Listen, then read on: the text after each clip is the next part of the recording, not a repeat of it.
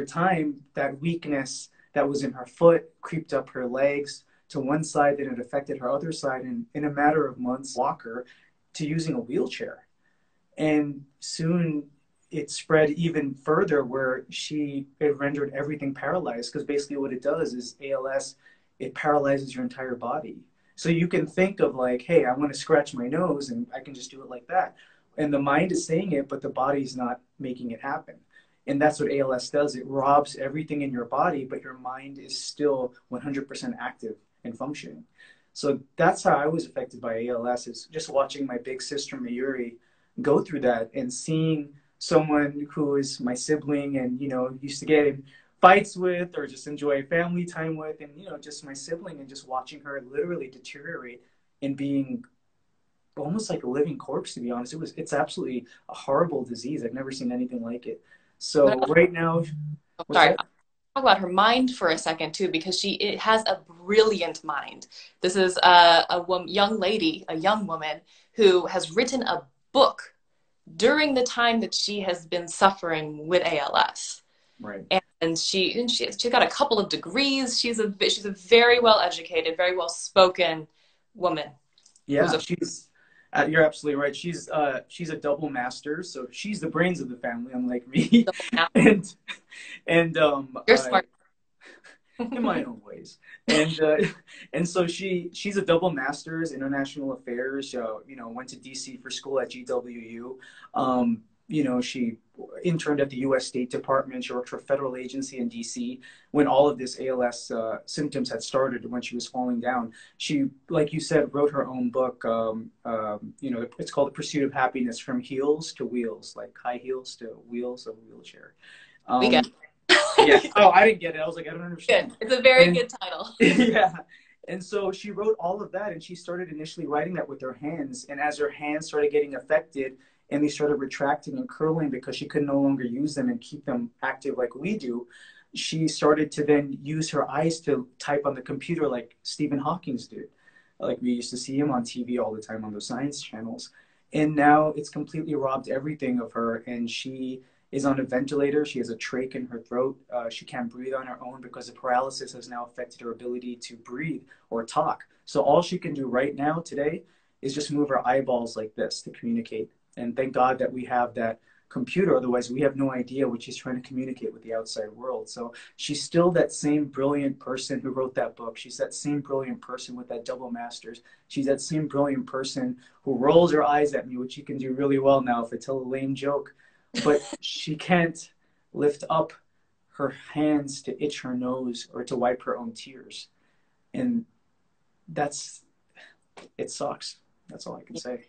And you have been working tirelessly to get this legislation passed. And I want to know how that started, how you got into all this, and how it's doing now. Well, how we started getting into this, I think, you know, initially back in the beginning when we didn't know it was ALS. That's a big problem about ALS that maybe some people don't know. I didn't know about it. It's a rule-out disease. So it's not like you go and you take a blood test or you have an exam or a scan done and you have ALS. They rule out every single possible disease that it could be, or disorder or illness, in order to get to the conclusion that, hey, we think you have what we believe to be ALS. And so that's because it takes so much of time. You don't even know what you have until you get that official terrible news at the doctor's office. And then again, because like we're all solution oriented, you nick your knee and you get a Band-Aid on it, you fall down, you get up, we think and we ask, what's the solution? And the solution or the answer in the doctor's office is get your affairs in order. You have 2 to 5 years from when your symptoms started up until you pass away. And so I was dejected. I didn't know what to do until I started on my own dime and on my own time, started researching apart from what everyone else was saying, even in the medical community, to see what treatments or trials were out there. And there's even, for the first time ever, you asked earlier about the neurone trials as an example. Yes. The neurone trials, for the first time in the history of this disease, that's supposed to be 100% irreversible and fatal, there were people in this study who actually had function that they were able to get back. People in wheelchairs were actually able to get up. You can even Google, YouTube it yourself. You know, Yeah. there's a... Matt's video too. Yeah, absolutely. Yeah. Right. So, and it was just, and when I saw that, that's what started getting me interested in like, hey, there's something else out there. Why can't we have that? Why do we have to listen to these guys over here? And so that's what kind of started the wheels going of like, hey, if they can have that, why can't everyone else have that? Why can't my sister Mayuri have that? So that's kind of what got me started into the activism part. Yes. And so from there, with the legislation had already begun, or how did you get it attached to the lawyers and stuff that are helping get meetings with these very powerful people who can create big change? Yeah, well, it all actually starts, honestly, I was just like anybody else, just like going on Reddit and Google and Facebook, and I found this wonderful group on Facebook called No More Excuses, ALS Watchdog Group. And they're the ones who keep tabs on, the latest cutting research and advocacy that I wasn't introduced to by other national ALS, organizations Mm-hmm. and stuff. So when I got there, that's when I started to learn that there are these pieces of legislation that can help. And I learned about a bill, looking much better in that light. I know. Well, I just the sun was going down, and I was getting darker and darker, and you looked so fabulously lit. I was like, I need to turn the light on. Sorry, I am listening. I'm the only one with professional lighting here, kid. I'm a little shiny now. Maybe I should turn it down a little bit. But hold on. Yeah, it's good. We're still talking. Okay, here we go again. We're back. We're back.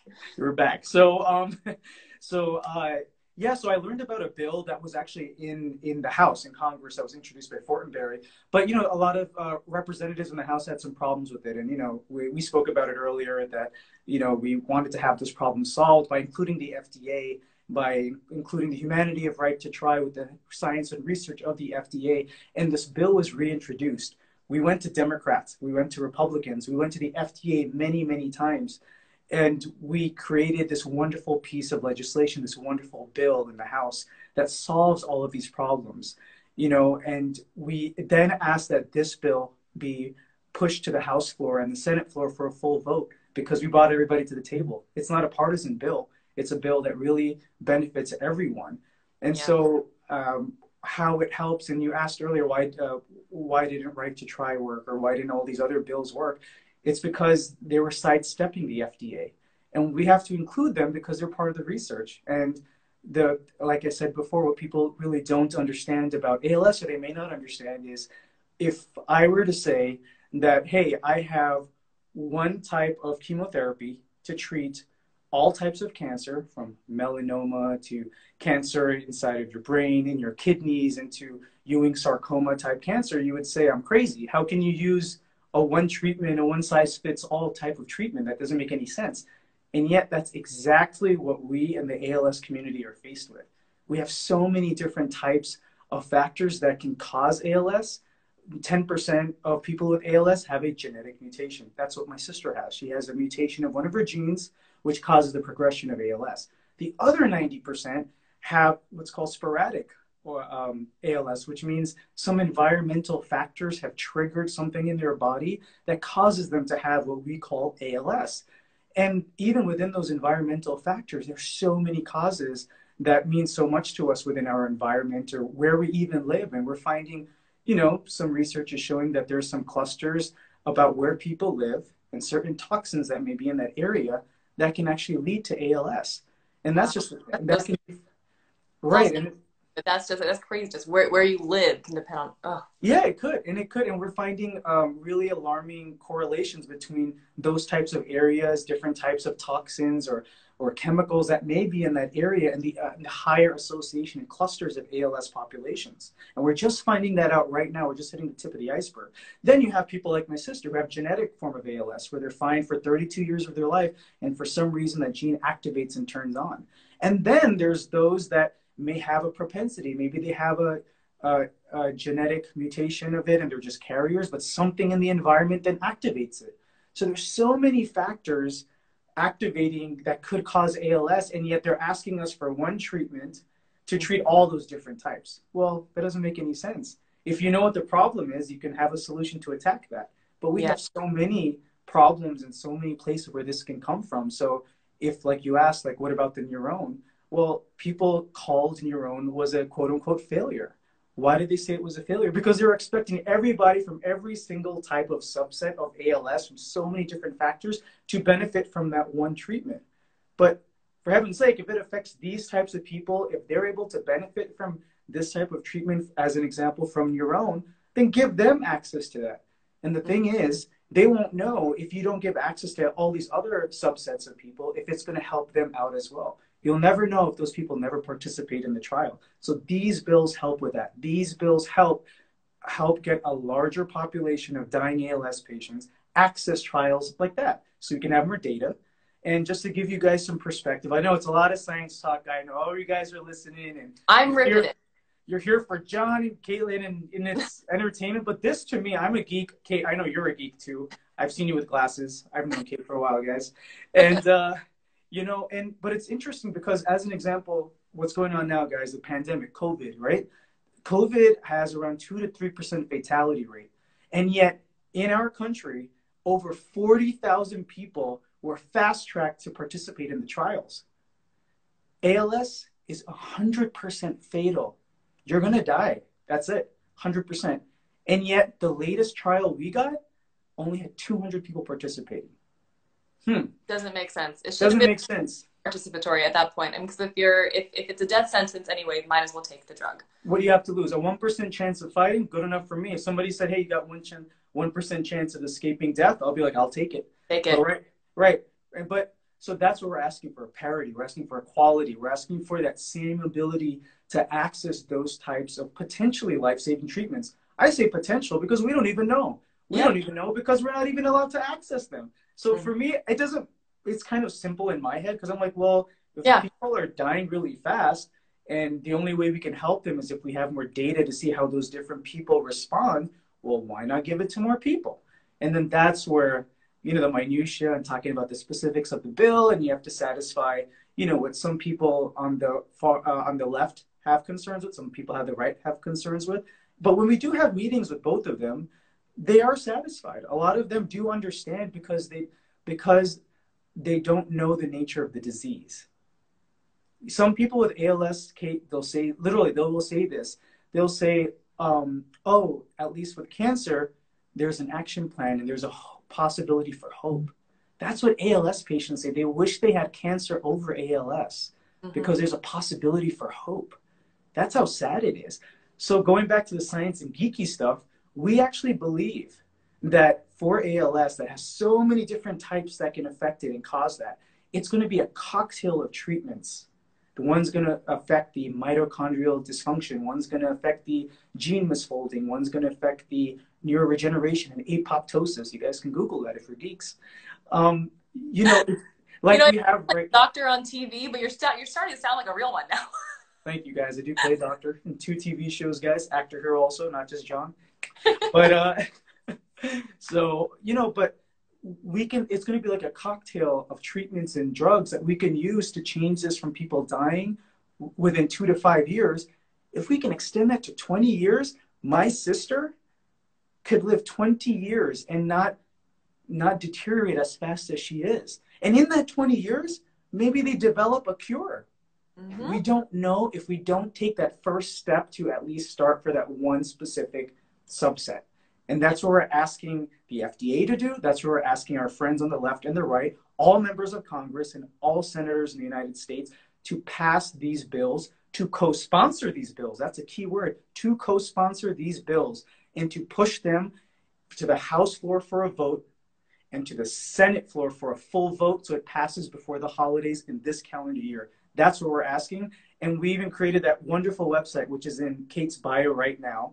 Helpmayuri.com. I'll keep saying it over and over. Yeah, helpmayuri.com. It costs nothing. It's a few clicks and you contact your senators and representatives and let them know that you care about people with ALS. Right.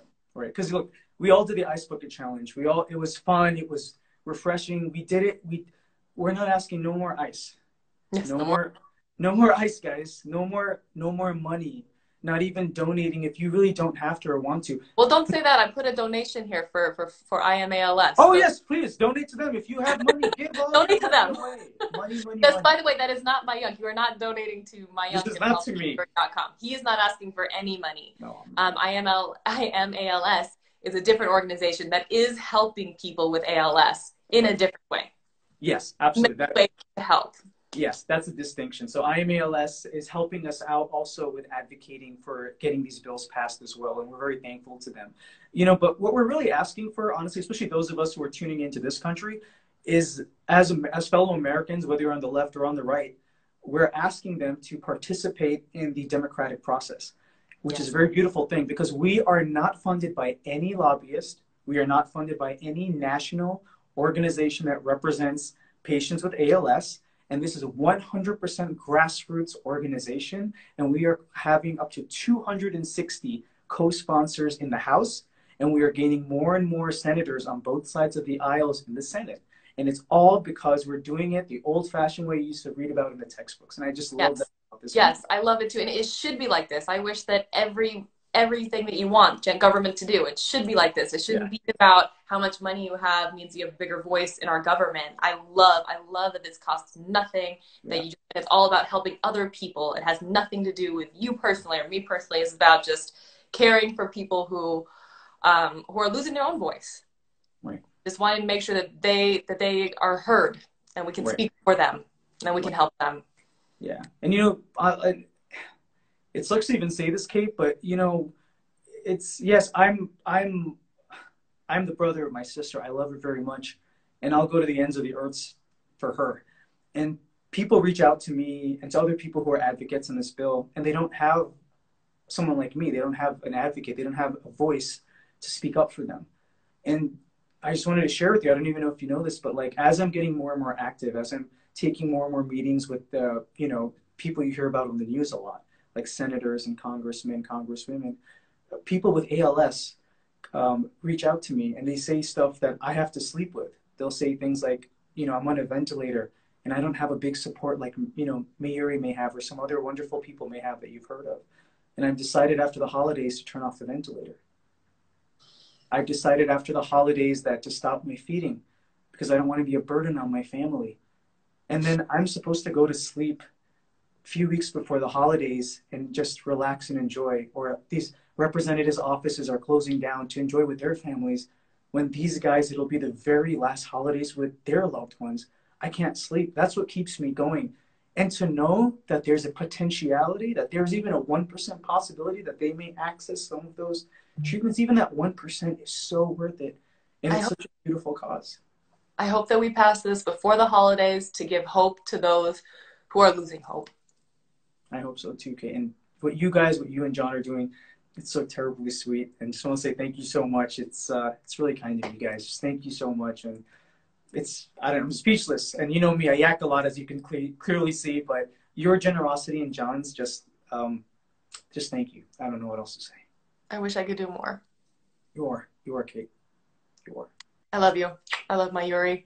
Thank you so much for taking the time. Please go to helpmayuri.com and help us, help them, help get a cure for this. I mean, you never know. This could lead to a cure. It could lead to, and hey, it's the first step, guys. It's a first step. For man, right? Let's take the first step together. We can do this. We can ask the people we put into office to help us out. And you know what? If we come in enough numbers, they want to help us out. They want to hear from you. So, it's their job. It's their job to listen to us and to help us out with these things. So I'm really hoping that they all do. Right. Exactly. Thank you so much, Kate. Thank you. Mwah. I love you. Love you all. Thank you all for tuning in. And again, I just thank you. Guys. Let's do this.